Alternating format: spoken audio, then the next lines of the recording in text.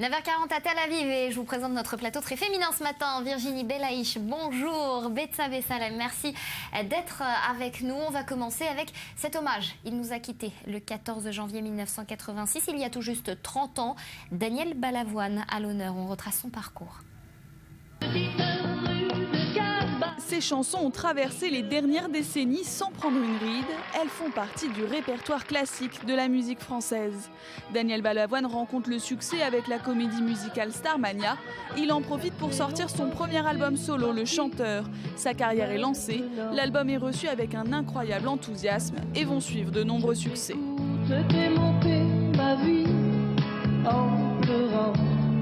Mais Daniel Balavoine, c'est aussi des prises de position médiatiques. Durant sa carrière, il n'hésite pas à interpeller les médias ou le monde politique dans des interventions restées célèbres, comme ici face à François Mitterrand. Et ça, il faut que les grandes personnes qui dirigent le monde soient prévenues que les jeunes vont finir par virer du mauvais côté parce qu'ils n'auront plus d'autres solutions. Voilà, et je vous remercie de m'avoir laissé parler. En 1985, Daniel Balavoine devient l'un des premiers artistes français à s'investir personnellement dans l'humanitaire en Afrique. Le 14 janvier 1986, le chanteur trouve la mort dans un accident d'hélicoptère au Mali, en marge du Paris-Dakar.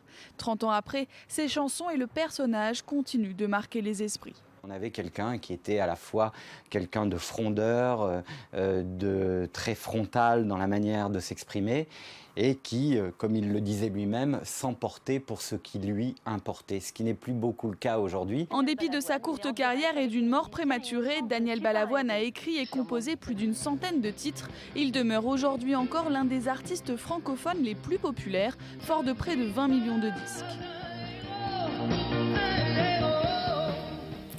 Et voilà 20 millions de disques et d'autres à venir puisque Daniel Balavoine, Virginie, est à l'honneur dans un nouveau disque. Oui, il est mort mais ses enfants chantent encore. Alors juste pour le plaisir, pour les fans et pour ceux qui sont nés après les années 2000, Balavoine version originale, c'était ça.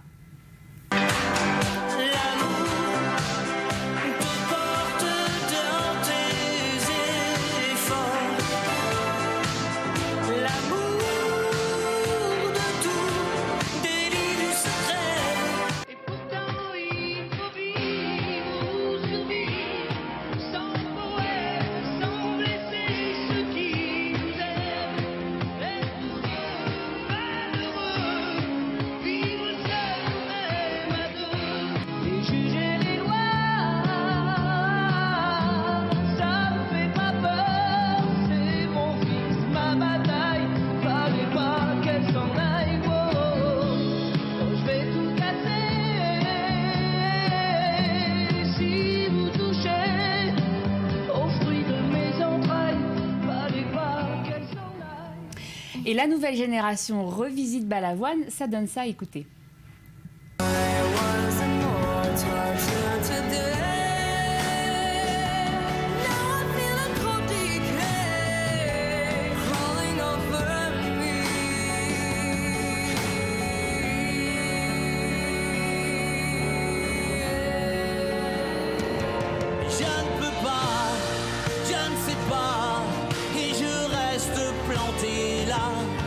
Les lois ne font plus les hommes, mais quelques hommes font la loi. Tous les cris, les SOS partent dans les airs, dans l'eau lâche une trace, dans les écumes font la beauté.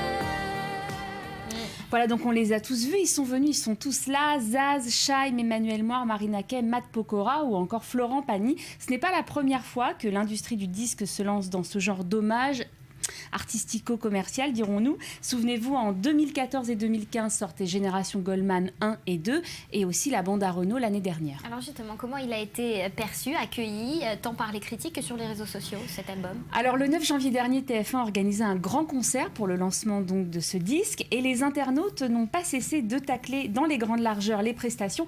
On va découvrir les tweets. Le pauvre Balavoine doit se retourner dans sa tombe de voir ses chansons à ce point massacrées, honte à vous. Ça c'est pour pour Amandine. On a énormément de tweets toute la soirée qui n'ont fait finalement que descendre à peu près toutes les prestations, sauf d'autres. Alors Jérôme Broda, Daniel Balavoine, si tu nous regardes, pardon pour ce qu'ils t'ont fait. Juste à préciser que Vianney, sa prestation a été plutôt bien accueillie, et Christophe Comte qui dit « Je ne regarde pas, mais à vous lire, Balavoine est en train de faire l'hélicoptère dans sa tombe ». Voilà, un peu d'humour, ne nuit pas. Mais si l'opus finalement ne plaît pas aux internautes, en termes de vente, ça cartonne. Demain, on a les premiers chiffres selon la maison de disques qu'on a appelée hier. Il est déjà disque d'or. Conclusion, c'est dans les meilleurs tubes qu'on fait encore les meilleures ventes. Voilà, alors bonne ou mauvaise idée? Alors moi, je dis bonne idée, même si les puristes comme Betsabé ont beau jeu de dénoncer un massacre dans les règles de l'art. Oui, c'est vrai. Oui, c'est vrai. Ce qu'il faut savoir, c'est que Balavoine, plus sérieusement, a une carrière posthume qui est plus importante que la carrière de son vivant. Donc aujourd'hui, en radio, on l'entend peu, sauf sur des radios spécialisées. Alors moi, je pense que c'est une bonne idée finalement, parce que si ça peut permettre aux jeunes générations d'écouter cet auteur qui disait notamment qu'il ne suffit pas d'être pauvre pour être honnête, franchement, ça vaut la peine. Merci beaucoup Virginie, voilà, avec un billet d'humeur aussi ce matin. Merci d'avoir été avec nous. Alors vous restez en notre compagnie parce que justement, il ne suffit pas d'être pauvre pour être honnête, mais la maxime a été reprise aux États-Unis de façon un peu différente. 1,5 milliard de dollars, 1,4 milliard d'euros à peu près. C'est au choix le déficit mensuel de la France, les droits télé d'une saison Première Ligue ou encore la valeur estimée du Buckingham Palace de Londres, et c'est aussi le montant d'un jackpot surréaliste qui a été mis en jeu cette nuit aux États-Unis. Regardez. C'est un record mondial aux États-Unis. Ce mercredi, le jackpot de la loterie du Powerball a atteint près d'1,6 milliard de dollars. Une cagnotte qui correspond à peu près au prix estimé de Buckingham Palace à Londres. Et le billet gagnant s'est retrouvé en Californie. Les chances étaient infimes de gagner. 1 sur 292 millions de décrocher le pactole. Certains experts ont même calculé qu'il existait 246 fois plus de chances d'être frappé par la foudre que de gagner au loto. Mais l'engouement a été maximal. Les Américains se sont rués pour acheter un ticket à 2 $. Certains sont même allés jusqu'à miser 280 $ pour participer. D'autres sont venus du Canada ou encore du Mexique pour tenter leur chance. Jamais une telle somme n'avait été gagnée. Le plus gros gain de la loterie du Powerball avait été mis en jeu le 18 mai 2013. Une retraitée de Floride avait remporté 590 millions de dollars. Des sommes astronomiques. En comparaison, le loto national français n'a jamais dépassé plus de 24 millions d'euros. Alors, on va prendre la direction à présent des États-Unis. On y rejoint David Benaïm. David, bonjour. Qui l'a emporté? On ne connaît pas l'identité des gagnants. Je peux vous dire que c'est pas nous. La mauvaise nouvelle, c'est que c'est pas nous. J'avais joué ces numéros pour l'équipe, ce sera pour une prochaine fois. La bonne nouvelle, c'est qu'il y a au moins 3 tickets gagnants qui vont se partager 1,55 milliard de dollars. C'est le montant final du jackpot de ce soir. Les bulletins gagnants ont été achetés à Chino Hills, en Californie, un autre dans le Tennessee et le dernier en Floride. Un grand dilemme se présente maintenant pour les gagnants. Ils peuvent recevoir la totalité du montant distribué en annualité sur une période de 30 ans. Ça fait tout de même plus de 13 millions de dollars pour chacun des 3 tickets gagnants. Après impôt, j'ai pris ma calculette. Où ils peuvent également choisir de recevoir un paiement cash de 310 millions de dollars chacun avant impôt.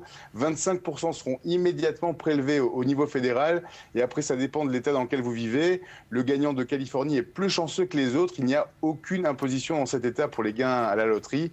Pas de nouveaux milliardaires américains, donc, mais tout de même 3 gagnants à plus de 500 millions de dollars. Quand même, c'est pas mal. Hein. Alors, David, est-ce que tout le monde était appelé pour participer ou est-ce qu'il faut absolument avoir la nationalité américaine?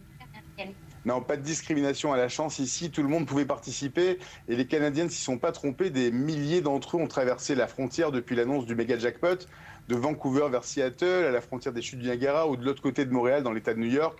Les revendeurs ont fait une petite fortune en vente de tickets et si vous ne pouviez pas vous déplacer, des petits malins ont été rapides à créer un système d'achat avec coursier pour aller récupérer à votre place le bulletin du bonheur.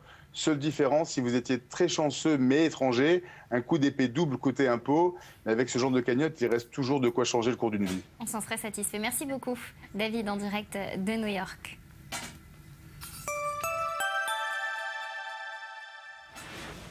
Allez, on va s'intéresser à un autre sujet à présent. Vous connaissez tous, j'imagine, les produits moches, les fruits, les légumes, les petits gâteaux même. Eh bien, le but de ces aliments ratés, c'est de lutter contre le gaspillage, Betsabé. Oui, alors ça, on en a entendu parler de ces produits moches. Vous vous en souvenez sans doute, regardez cette campagne lancée en 2014 par la chaîne Intermarché. Alors, bilan positif, jusque dernièrement, avec ces biscuits moches même lancés en novembre dernier. Plus qu'un succès, les produits moches, c'est tendance, Nathalie. Du coup, on trouve de tout, à côté des fruits et légumes, accidents de la nature, fleuristes aussi sur les étalages, et bien des accidents de production, boucherie, charcuterie, des céréales moches. Même l'année dernière, Carrefour s'y est même mis avec ses camemberts moches. Alors pour ceux qui n'étaient pas déjà, labellés gueule cassée. Alors on n'attend plus que les boîtes de conserve moches, et ça devrait arriver. Carrefour qui y a pris goût, il a même créé sa marque, regardez, anti-gaspi le mois dernier. Tendance donc, mais cette mode du moche est-elle efficace contre le gaspillage? Un gaspillage aux proportions saisissantes. Regardez, à l'échelle mondiale, 1,3 milliard de tonnes de nourriture jetées chaque année. En France, 30% de la production alimentaire sont perdus, jetés ou gaspillés. Un tiers, donc une partie, n'a jamais même été mise en vente. Alors la faute à ces critères de beauté drastiques, qui écartent du circuit de distribution des produits qui sont pourtant aussi goûteux et nutritionnels, il faut le répéter. Le problème, plus que la lutte contre le gaspillage, ces campagnes, c'est surtout des opérations marketing. Et oui, on s'en serait douté, et non pas une approche sur le long terme, parce que pour une véritable révolution, il faudrait plus de gros efforts, comme par exemple arrêter ces promotions de 3 produits pour le prix d'un qui alimentent la surproduction. Alors tout espoir n'est cependant pas perdu, puisque ces initiatives influeraient apparemment sur nos critères esthétiques de consommation. On se dit que c'est à la mode, donc on mange du moche. Alors influencer nos critères de consommation, sur le législatif également, puisqu'il y a une loi sur le gaspillage qui va être votée aujourd'hui. Exactement. Alors après qu'en avril dernier, le Sénat a carrément autorisé les supermarchés à distribuer leurs invendus alimentaires, aujourd'hui, il sera question d'interdire aux grandes distributions de jeter les denrées qui sont consommables, quand bien même la date de péremption était expirée, et corollaire, imposer le don de ces invendus. Alors des solutions partielles, puisque en fait la grande distribution n'est responsable que de 5 à 10% du gaspillage alimentaire. Les ménages, eux, c'est 70% de responsabilité. Puis il y a les restaurants aussi. Et voilà, Virginie, très rapidement, vous consommez des produits moches? Ça m'arrive de tomber sur des tomates qui ressemblent à des concombres ou des courgettes qui ressemblent à des carottes. Mais en fait, l'idée, c'est que sur les réseaux sociaux, il y a énormément de photos, notamment sur Instagram, où quand on tombe sur un légume qui ressemble pas vraiment à ce qui devrait ressembler, ça marche très fort en tout cas. C'est beaucoup liké. On le prend en photo. Voilà.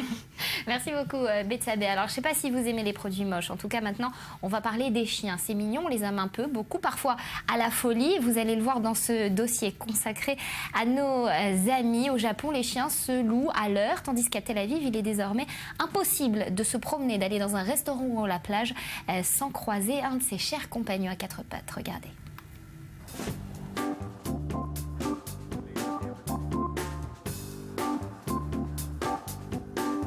En 20 ans, la population de chiens a triplé à Tel Aviv, alors que pendant la même période, le nombre d'habitants n'augmentait que de 20%. Dans certains quartiers, jeunes et branchés comme à Florentine, on compte jusque 5000 chiens au kilomètre carré. Fooding, habillement, dog-sitter, taxi et même télé pour chiens. Tout un business s'est développé autour de Médor. Et dans le pays de la high-tech, les applis bien sûr se sont multipliées. Là, je cherche une application pour trouver où se trouve le parc le plus proche. Donc là, j'ai trouvé, voilà. On voit qu'il y a le Gan Meir à côté et il y a tous les copains de Shekel qui l'attendent déjà. On va au parc? Shekel, on va au parc?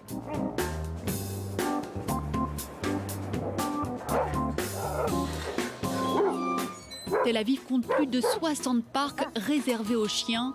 La ville s'affiche résolument dog-friendly. Proportionnellement à la population, il y a 20 fois plus de parcs pour chiens à Tel Aviv qu'à New York ou Los Angeles. Et regardez là, on se trouve à la fourrière municipale. Près de 1000 chiens passent ici chaque année. Et nous avons une politique de no-kill. Aucun chien n'est piqué. Certains restent parfois ici 1 an ou 2 jusqu'à ce qu'on leur trouve un foyer. Tel Aviv est sans doute le seul endroit au monde où des chiens sont admis dans un centre commercial, ont leur propre plage et bénéficient même de traitements de médecine médecine douce qu'Elev, un pointer de 13 ans, était paralysé suite à une chute de 4 étages. Généralement, les gens qui utilisent la médecine holistique pour eux-mêmes en connaissent les bienfaits et ils veulent en faire bénéficier leurs animaux domestiques. Bon, en plus, dans le cas de Kelev, la médecine classique n'a pas pu l'aider alors qu'il était paralysé pendant 2 semaines. Des amis à 4 pattes chouchoutés, pourtant, chiens et traditions juives n'ont pas toujours fait bon ménage. Une fois de plus, Tel Aviv fait figure d'exception en Israël. La plupart des jeunes en Israël viennent vivre à Tel Aviv pour au moins quelques années et là ils essaient de développer un style de vie plus en phase avec le monde global. Ils veulent profiter de l'instant présent, vivre au jour le jour, loin de l'engagement qui est requis par la société israélienne et ses idéaux nationalistes. Le chien est un accessoire de ce mode de vie plus individualiste. Et selon une étude menée par l'université de Tel Aviv, les propriétaires de chiens, bien obligés de sortir Rex, connaissent mieux du coup leur quartier et ses habitants. Complètement has-been les sites de rencontres. Aujourd'hui, pour briser la glace à Tel Aviv, rien ne vaut un petit carlin ou un labrador. Je vous épargnerai les commentaires sur le plateau. Voilà pour l'essentiel de l'actualité. Merci à vous de nous avoir suivis. On se retrouve dimanche matin. Retenez l'horaire à 8h heure israélienne, 7h heure de France. Quant à moi, je vous souhaite un excellent week-end sur I24.